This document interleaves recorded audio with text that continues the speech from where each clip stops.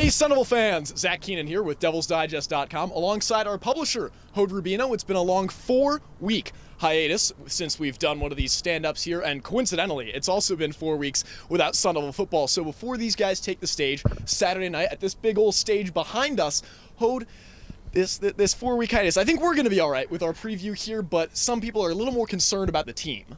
Yeah, absolutely. And I think the easiest answer to give over here is the team going to be all right after that long layoff? The easy answer is to say it's anybody's guess. But obviously we're doing this preview to give you guys some more details, some more matter of opinion, than take the easy way out. But it is a small sample size when you talk about ASU only playing one game. And when you look at the USC game, yes, it was a loss. I don't believe in moral victories. I don't think anybody in this building behind me believes in that either. But there definitely were some positives to take away from that game, maybe even more positive than the negatives. I mean, sometimes when a team loses, coaches would say, just burn the game film.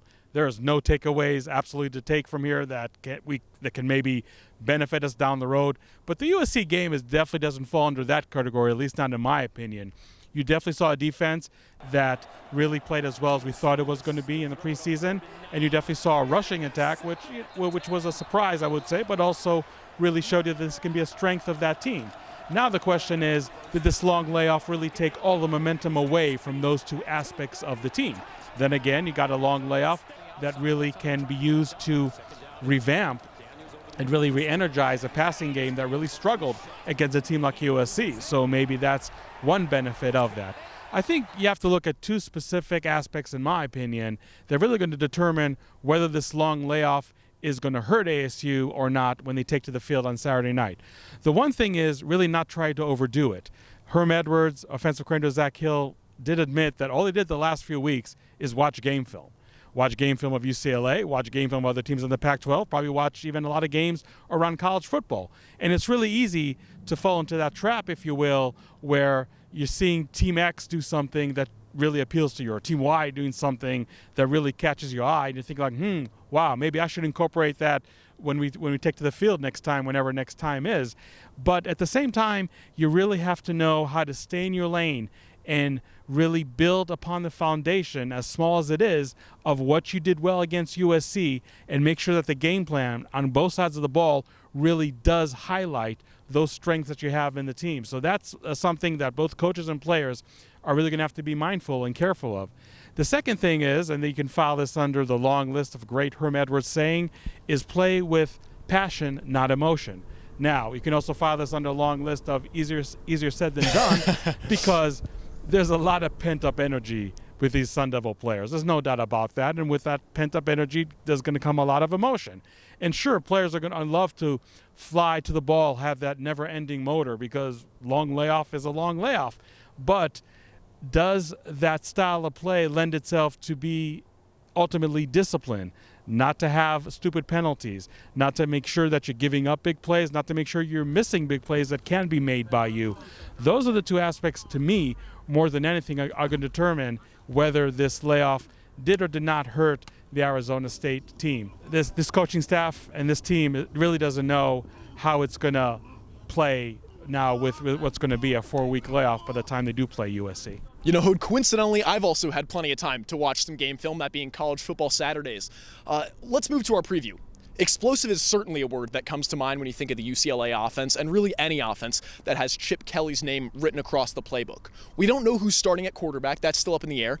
But we do know that redshirt senior running back Demetric Felton will be starting at his hip. Hod, what can you tell me about number 10? Because we've already heard a little bit about him from head coach Herm Edwards and co-defensive coordinator Antonio Pierce. Yeah, Demetric Felton, even though he played behind a 1,000-yard rusher last year in Josh Kelly, is somebody that showed quite a bit in 2019. So if you've been following the Pac-12 in general, Demetric Felton really hasn't caught you by surprise the way he played so far in these 4 games. Does average 124 yards on the ground. UCLA as a rushing offense does average 241 yards a contest.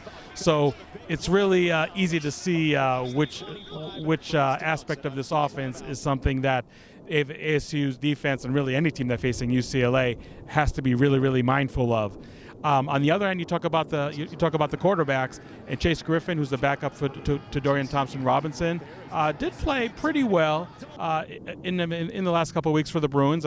Dorian Thompson-Robinson is the better passer. He's definitely the better runner than Chase Griffin. And so again, when you talk about UCLA's rushing attack, when it is clicking on all cylinders, Thompson-Robinson is going to be part of that. So, educated guess over here. I think we are going to see Thompson-Robinson, and we're not going to see Chase Griffin be behind center for the Bruins. But when you also look at their passing attack, I'm not going to say really struggled that much compared to Arizona State. Again, you're talking about 4 games versus 1 game, so you have to take that in a grain of salt. But really, when you have a passing game that only averages 205 yards per contest, that's really not a passing attack that should instill a lot of fear in any defense that is going to face UCLA this year. The Arizona State defense is definitely going to have to shut down the Russian attack first and foremost, especially if Chase Griffin is not going to be the quarterback that's going to be behind center for the Bruins. And look, and I know that every team that's facing UCLA is probably coming with that mindset. Some are more successful than others. When you look at the USC game, again, the only frame of reference we have for this ASU defense, sure, they did better against the run than they did against the pass, especially in that fourth quarter. But it wasn't like the rushing defense was really all buttoned up for the Sun Devils, so they definitely have to do a better job over there. I think with UCLA's passing attack, you have to make sure that even though they don't have a great wide receiver, maybe like a Frank Darby for ASU, for example, they do have some dangerous weapons over there, like Kyle Phillips. Their tight ends are really an integral part of that passing game defense. So for Arizona State, I think you definitely going to want to crowd the line of scrimmage, want to put as much bodies in the box, but you also have to show looks that are maybe confusing the UCLA offense at times when it looks like that you are trying to shut down the run, but you can really drop into coverage really, really fast because really the element of confusion, I think, is what it's really is going to slow down this UCLA offense, which again is really content at times just to be 3 yards in the clouds of dust, but really it's a really much more potent rushing attack than those ones, for example. Hod, I'm really glad you brought up that 4 games versus 1 game played, because the UCLA Bruins have 4 games already under their belt. The Arizona State Sun Devils, some would say, have 57 minutes of 1 game played under your belt. So there's a significant disparity in the number of games played between these two teams. UCLA has 1 game of film on ASU. ASU has 4 games of film on UCLA, but in those 4 games, one thing that we've for sure noticed is that UCLA has only allowed 4 passing touchdowns. And in a pass-heavy conference like the Pac-12, that's no small feat at all, is it? Yeah, exactly. I mean, you can talk about 2020 being a wacky, weird season. I get that, and I'm not going to really argue it on many levels. But at the same time, like you said, when you give up an average of 1 receiving touchdown per game in a conference like the Pac-12, to me, that is definitely no small feat whatsoever. Now, coincidentally, you talk about an Arizona State passing offense, only 1 game to look at, I get that, but a passing offense that definitely did not play well at all. Now, when you're looking at maybe a possible Achilles heel for this UCLA defense, I guess you could point to their run defense. And Arizona State obviously rushed the ball extremely well against USC. And UCLA, on the other hand, is a team that has given up an average of 2 rushing touchdowns per contest, 8 overall. So, again, going back to my earlier comment, this ASU offense really should not try to outdo themselves, not try to reinvent the wheel. They rushed the ball very well against USC. They need to keep that mindset, that approach against UCLA. And again, you have a Bruin defensive unit, which on paper probably does not do that great of a job defending the run. Now, just so we talked about ASU stacking probably 8 men in the box and daring UCLA to beat them in the air, I'm sure UCLA is going to have the same exact approach themselves. And look, the way the ASU passing offense played against USC, I really would not blame them. So the onus really falls on Jaden Daniels and that group of wide receivers to really step up their game than what we saw against USC. Now, one thing to keep in mind is that the biggest passing weapon, or receiving weapon, I should say, for the Sun Devils, Frank Darby, did not play for 3+ quarters against USC. So when you have a healthy and capable Frank Darby in the lineup, I think that really creates even a greater comfort level for Jaden Daniels, and something we talked about in the USC preview, which seems like a million years ago now.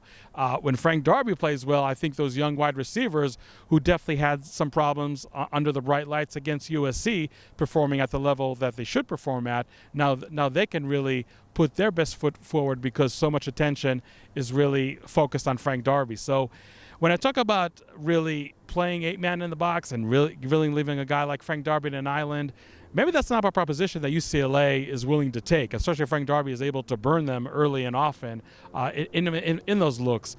But bottom line is that if that ASU passing offense can play even somewhat better than it did against USC, that is only going to open up the running lanes that much more for a very capable running back, stable for the Sun Devils. And Jaden Daniels, like we saw against USC, is definitely comfortable running the ball and running the ball well. So I'm really curious to see if UCLA's efforts to stop the run for ASU, maybe increased efforts, is really going to, ironically or not, open up the passing game for ASU. Because if it does, I think that this ASU offense can really play at the level we all expect them to. And look, I mean, is this UCLA defense better than it was last year and 2 years ago? Yeah, absolutely. Again, you can talk about an abnormal season and all, but the stats are, to some extent, pretty impressive. But when they lost to Colorado, when they lost to Oregon, let's just say that the Buffaloes and the Ducks didn't have a whole lot of problems moving the chain and lining up the scoreboard. And I don't know if those two offenses are really that much better than the Arizona State one. Again, if the Arizona State offense, unlike the USC contest, can really be less one-dimensional and much more balanced. Hod, I know the question that all of our subscribers want to know is always a score prediction. Always a score prediction. That's the number one question asked on forums. But how difficult is it for you to forecast the outcome of a game where one of these teams has only played one game so far this season through 4 weeks of Pac-12 play? Okay, last time I'm going to mention, small sample size makes it really, really hard to handicap any team, whether it's a team that I'm very familiar with like Arizona State or any other team out there in the Pac-12 or in the college football world. So you can only go by so much of what you saw against the USC game. And whether that's an advantage or a disadvantage for UCLA, time will tell, because as Antonio Pierce, the defensive coordinator, said in an answer to my question, ironically, UCLA has enough film on our defense, because we were 95 plays on the field in the LA Coliseum about a month ago. So maybe that abundance of film versus not having much film at all is really not an aspect that's going to determine this game on Saturday night. What I will say is that you definitely have the rust versus freshness big question over here looming over Arizona State. Is there really going to be a lot of rust to knock off here on Saturday night? Or is it really going to be a fresher squad that UCLA probably did not face in the last few weeks? And if that's the case, and I believe it will be the latter, then that could be an issue for UCLA. I think ultimately this game is going to come down to who has the stronger defense. And again, I'm not denying the fact that the Bruin unit is definitely better on that side of the ball than it has been the last 2 years.